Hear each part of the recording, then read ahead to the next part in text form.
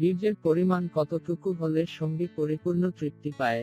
বীর্য নামক উপাদান, যার রং সাদা ও গাঢ়, দেখতে মূল পদার্থের মতো, এ বীর্য যখন বের হয় তখন তীব্রবেগে লাফিয়ে লাফিয়ে বের হয়, যা মহিলাদের ডিম্বাণুতে পুঁছে গর্ভধারণের উপকরণে রূপান্তরিত হয়। মনে রাখতে হবে যে মানুষ জন্মের মূল উপাদান হলো বীর্য, আরও এ বীর্য যখন কোনো যুবকের লিঙ্গ থেকে বের হয় তখন তা পরিমাণে 3 থেকে 6 মাসা, 1 মাসা 8 রতি পর্যন্ত হয়ে থাকে। বীর্যের আসল উপাদান হলো কীট বা বীর্যের পোকা, যা দ্বারা ভ্রূণ হয়। বীর্যের মাঝে এ ধরনের কীট না থাকলে এর মাধ্যমে সন্তান জন্ম হবে না। এই কীট বা পোকা বীর্যের মধ্যে বেহিসাব থাকে। যদিও ভ্রূণ তৈরির জন্য একটি কীটই যথেষ্ট, কীটগুলোর মাথা কিছুটা গোলাকারে চেপ্টা হয়ে থাকে। এগুলো আকারে এত ছোট যে দূরবীন বা অণুবীক্ষণ যন্ত্র ছাড়া দেখা অসম্ভব।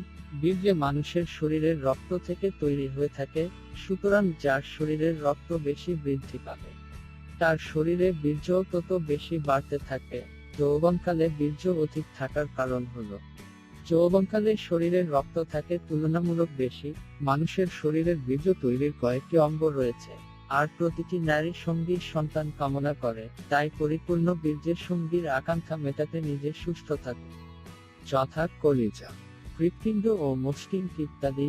বীর্য বৃদ্ধি করতে হলে এসব অঙ্গ সুস্থ থাকতে হবে, কারণ মানুষ যে খাবারই গ্রহণ করে তা দ্বারা পরিষ্কার রক্ত তৈরি হয়।